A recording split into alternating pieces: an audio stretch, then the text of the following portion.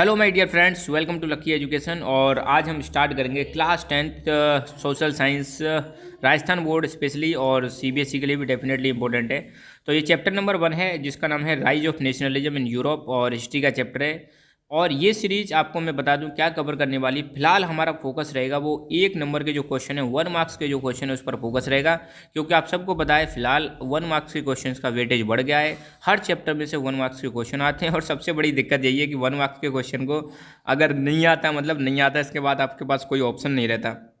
तो इस सीरीज के थ्रू एक एक चैप्टर के कम से कम नहीं तो मेरी कोशिश रहेगी 50+ क्वेश्चंस मैं आपके सामने डिस्कस करूंगा, 50 से ज़्यादा एक एक चैप्टर के। जरूरी नहीं है एक वीडियो में वो सारे आए, तो एक वीडियो में 15-20 जितने भी क्वेश्चन होंगे हम डिस्कस करेंगे।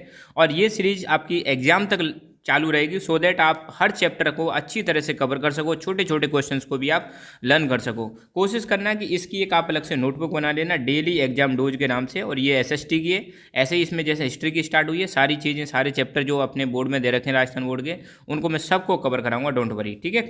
और डेफिनेटली सीबीएसई के लिए भी इंपॉर्टेंट है, अगर आपके बुक में यही मतलब चैप्टर दे रखा है। सबसे पहले हम एक वर्ड दे रखा है अपनी एनसीईआरटी में, यूटोपियन। यूटोपियन का मतलब क्या होता है? देखो, यूटोपियन का मतलब होता है एक ऐसी सोसाइटी की कल्पना करना जो रियली में एग्जिस्ट ना करे, मतलब बहुत ज़्यादा मतलब ख्वाबी दुनिया देख लेना, उसको हम क्या बोलते हैं? यूटोपियन। कई बार हम सपने बड़े बड़े देखते हैं, पर जरूरी नहीं है कि हर सपना क्या हो जाए, साकार हो जाए। तो यूटोपियन भी एक ऐसा मतलब है। देखो इसका मतलब क्या दे रखा है, a vision of a society that is unlikely to actually exist. मतलब एक ऐसी सोसाइटी की कल्पना करना जो वास्तव में आज की डेट में मतलब एग्जिस्ट नहीं कर सकती, उसको हम बोलते हैं यूटोपियन विजन। एब्सोल्यूटिस्ट, अब देखो एब्सोल्यूटिस्ट जनरली किसके लिए इस्तेमाल होता है आपको पता है। जो गवर्नमेंट होती है वो मेनली 3 टाइप्स की गवर्नमेंट होती हैं। एक होती है मोनार्की, एक होती है डिक्टेटरशिप और एक होती है डेमोक्रेसी, ठीक है। तो डेमोक्रेसी तो खैर अलग चीज़ है। डिक्टेटरशिप एंड मोनार्की में आपको देखने को मिलेगा कि एक ही व्यक्ति जनरली कई बार रूल करता है और सारी पावर उसके हाथ में रहती है, अनलिमिटेड पावर उसके हाथ में रहती है, कोई भी उसको रोक टोक करने वाला नहीं है। तो ऐसे सिस्टम को हम बोलते हैं एब्सोल्यूटिस्ट। तो देखो, ए गवर्नमेंट और a system of rule that has no restraint on the power exercise. तो एक ऐसी सरकार या एक ऐसा सिस्टम जहाँ पर किसी की पावर पर कोई भी रोक टोक नहीं है, उसको हम बोलते हैं एब्सोल्यूटिस्ट। फॉर एग्जांपल, आज की डेट में चाइना में एक पार्टी रूल करती है जिसका नाम है कम्युनिस्ट पार्टी ऑफ चाइना। तो इसी के हाथ में सारी की सारी पावर रहती है। तो एक प्रकार से आप कह सकते हो कम्युनिस्ट पार्टी ऑफ चाइना का एब्सोल्यूटिस्ट रूल चलता है चाइना में। दूसरा मैं एग्जांपल दूं, नॉर्थ कोरिया। नॉर्थ कोरिया में आपको पता होगा एक व्यक्ति है किम जोंग उन, उसका भी रूल कैसा है? एब्सोल्यूटिस्ट रूल है, उसको रोकने टोकने वाला कोई नहीं है। कहाँ पर? नॉर्थ कोरिया में। तीसरा एक टर्म दे रखा है बेटा, प्लेबिसाइड। प्लेबिसाइड का मतलब क्या होता है? देखो, प्लेबिसाइड एक टाइप है जहाँ पर लोगों से पूछा जाता है, लोगों की राय पूछी जाती है कोई पर्टिकुलर इशू के बारे में कि आप यस करो या फिर नो करो, बस इतना पूछा जाता है जनता से। देखो इसकी क्या दे रखा है बुक में, ये direct vote by which all the people of the region are asked to accept और रिजेक्ट ए प्रपोजल। मान लो कोई प्रपोजल मतलब रखा सरकार ने या किसी ग्रुप ने कि भाई ये ऐसा ऐसा हम करने वाले हैं, या तो आप इसको यस करो या फिर नो करो। तो किसी प्रपोजल को एक्सेप्ट करना है या रिजेक्ट करना है, ऐसा जनता से पूछा जाता है। किसमें? प्लेबिसाइड में। फ्रेंच रिवॉल्यूशन कब हुई आपको बताना है। तो फ्रेंच रिवॉल्यूशन हुई थी 1789 में। ध्यान रखना, फ्रेंच रिवॉल्यूशन 1789 में हुई थी। 1 नंबर में क्वेश्चन पूछा जा सकता है। अब मैं एक क्वेश्चन आपको देता हूं, जब फ्रेंच रिवॉल्यूशन हुई थी तो यहाँ पर कौन सी डायनेस्टी रूल कर रही थी, उसका नाम आपको बताना है, प्लस उसके किंग का भी नाम बताना है। ला पैत्रे और ला सिटिजन का मतलब क्या है? ला पैत्रे और ला सिटिजन का मतलब पूछा जा सकता है। तो ध्यान रखना, ला पैत्रे का मतलब है द फादरलैंड और ला सिटिजन का मतलब है द सिटीजन। ये चीज़ ध्यान रखना, ये फ्रेंच वर्ड हैं, पूछे जा सकते हैं। सिविल कोड, ध्यान रखना, सिविल कोड किसने इंप्लीमेंट किए थे? तो फ्रांस में आपको पता है एक व्यक्ति हैं जिनका नाम है नेपोलियन बोनापार्टे। तो नेपोलियन बोनापार्टे ने फ्रांस में जैसे ही वो मतलब कमान अपने हाथ में लेते हैं तो कुछ सिविल कोड मतलब लागू कर देते हैं वहाँ पर, जिनको हम बोलते हैं नेपोलियनिक कोड। वियना कांग्रेस कब हुई थी आपको बताना है, और साथ के साथ चलो, वियना कांग्रेस तो हुई थी 1855, मगर इसको होस्ट किसने किया था? तो वियना कांग्रेस आप सब लोगों को पता है 1815 में हुई थी, जैसे ही नेपोलियन बोनापार्ट को हरा दिया गया था। और आपको एक क्वेश्चन देता हूँ कि 1815 में जो बैटल हुआ था जिसमें नेपोलियन बोनापार्टे को हराया गया था, उस बैटल का नाम क्या है? कमेंट करके बताना है। तो जैसे ही नेपोलियन बोनापार्टे हारे थे, उसके बाद जो कंजर्वेटिव कंट्रीज थे, उन कंजर्वेटिव कंट्रीज ने क्या की, एक मीटिंग की। कहाँ पर? वियना में। और वियना कहाँ पर पड़ती है? वियना जो जगह है ये पड़ती है ऑस्ट्रिया में। ध्यान रखना, ऑस्ट्रिया जो यूरोप में। तो वियना कांग्रेस को हेड करने वाले जो व्यक्ति थे वो थे ऑस्ट्रियन चांसलर ड्यूक मेटरनिक। और इसमें मेनली 4 कंट्रीज ने पार्टिसिपेट किया था, मेनली 4 थे। कौन कौन से थे? ब्रिटेन, ऑस्ट्रिया, रशिया और प्रशिया। ठीक है, ये 4 थे। ये चाहते थे कि वापस वो जो मतलब वापस जो मोनार्की है उसको एस्टेब्लिश किया जाए, क्योंकि इन्होंने किसको हरा दिया था? नेपोलियन को हरा दिया था। और नेपोलियन ने क्या, कई जगह पर बहुत सारे रिफॉर्म्स लेकर आ गए थे नेपोलियन। तो ये इस कांग्रेस के थ्रू ये यही चाहते थे कि वापस कंजर्वेटिज्म को लागू किया जाए।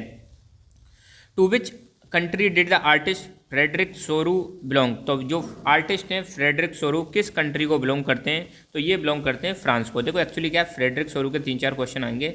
ये जो पेंटिंग है बुक में दे रखी है, इस पेंटिंग का नाम है the dream of world wide democratic and social republics and the pact between nations. और इसको प्रिपेयर किया था 1848 में फ्रेडरिक सोरू ने। तो ये पेंटिंग शो करती है कि यहाँ पे देख सकते हो सारे के सारे कंट्रीज अपना फ्लैग लेकर आ रहे हैं। यहाँ पर ये लिबर्टी ऑफ स्टैचू है, और मतलब यहाँ पर ये पीछे इन्होंने मोनार्की को ख़त्म कर दिया है। हर कंट्री चाहता है कि वो भी क्या बन जाए, एक नेशन स्टेट बन जाए।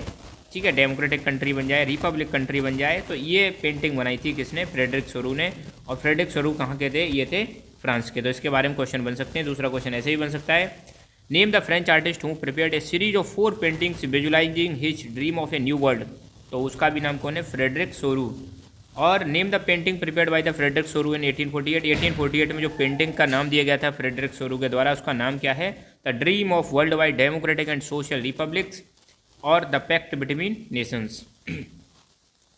When did Napoleon invaded Italy? Napoleon ने इटली पर कब आक्रमण किया? तो आपको बताना है 1797 में किया था। The treaty of Vienna was signed in? Treaty of Vienna कब साइन की गई थी? आपको बताइए।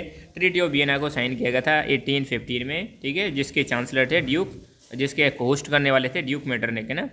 Victor Emmanuel second was proclaimed king of united Italy in? तो विक्टर इमैनुअल सेकंड अपने आप को कब किंग डिक्लेयर कर देते हैं इटली का? तो ये डिक्लेयर करते हैं 1861 में। ये चीज़ आप ध्यान रखना। ठीक है, सफरेज का मतलब क्या होता है? देखो सफरेज का मतलब होता है राइट टू वोट। वोट देने का जो अधिकार होता है उसी को हम बोलते हैं सफरेज। जैसे इंडिया में होता है ना यूनिवर्सल एडल्ट फ्रेंचाइजी, तो भारत में जितने भी लोग हैं जिनकी उम्र अभी कितनी है, 21 साल, पहले 21 साल थी, इसको घटा के अब कितना कर दिया? जो भी व्यक्ति 18 साल का है या जो भी व्यक्ति एडल्ट है उसको राइट टू वोट है, वोट देने का अधिकार है। लिबरलिज्म जो वर्ड है कौन से लैटिन वर्ड से आया है? तो लिबरलिज्म आया है लाइबर वर्ड से, लिबरलिज्म बना है, लैटिन वर्ड है लाइबर, और जिसका मतलब होता है फ्री, और इसी से एक आइडियोलॉजी बनेगी लिबरलिज्म। ठीक है, जोल्बरीन के बारे में आपको अगर कोई पूछ लिया जाए तो जोल्बरीन से कई सारे क्वेश्चन बन सकते हैं। तो जोल्बरीन के बारे में 4-5 पॉइंट अभी देख लो। तो जोल्बरीन एक ऑर्गेनाइजेशन था, एक कस्टम यूनियन था। It was a custom union जो कि फॉर्म हुआ था 1834 में, और इसको फॉर्म किया था प्रशिया ने। ध्यान रखना, यही प्रशिया बाद में क्या बन जाता है? इटली बन जाता है। और इटली के यूनिफिकेशन में सबसे बड़ा रोल रहता है प्रशिया का। ये चीज़ भी आपको ध्यान रखनी है। इसको ज़्यादातर जो जर्मन स्टेट थे उन्होंने ज्वाइन कर लिया था, और ऑस्ट्रिया ने इसको ज्वाइन नहीं किया था। ये चीज़ भी ध्यान रखना। और ख़ास बात यह है कि इस जोल्बरीन ने क्या किया था? सभी टैरिफ बैरियर्स को हटा दिया, और बहुत सारे टैरिफ बैरियर्स को हटा दिया था जो ट्रेड में मतलब बाधा पहुंचा रहे थे। और साथ के साथ में नंबर ऑफ करेंसीज को 30 से 2 कर दिया, जिससे मतलब ट्रेड आसान हो गया, इकोनॉमिक फ्रीडम मिल गई लोगों को। एक व्यक्ति हैं गुसेफ मैजनी। तो मैजनी ने 2 सीक्रेट सोसाइटीज़ बनाई थी 1815 के बाद। उन 2 सीक्रेट सोसाइटीज़ का नाम बताना और किस जगह पर बनाई थी। तो पहली सीक्रेट सोसाइटी मैजनी के द्वारा बनाई गई थी यंग इटली इन मर्सेल्स, और दूसरी बनाई गई थी यंग यूरोप, यह बनाई गई थी इन बर्न। ये चीज़ ध्यान रखना। Who was described as the most dangerous enemy to our social order and by home? तो मतलब ये कैसा, किसके लिए कहा गया?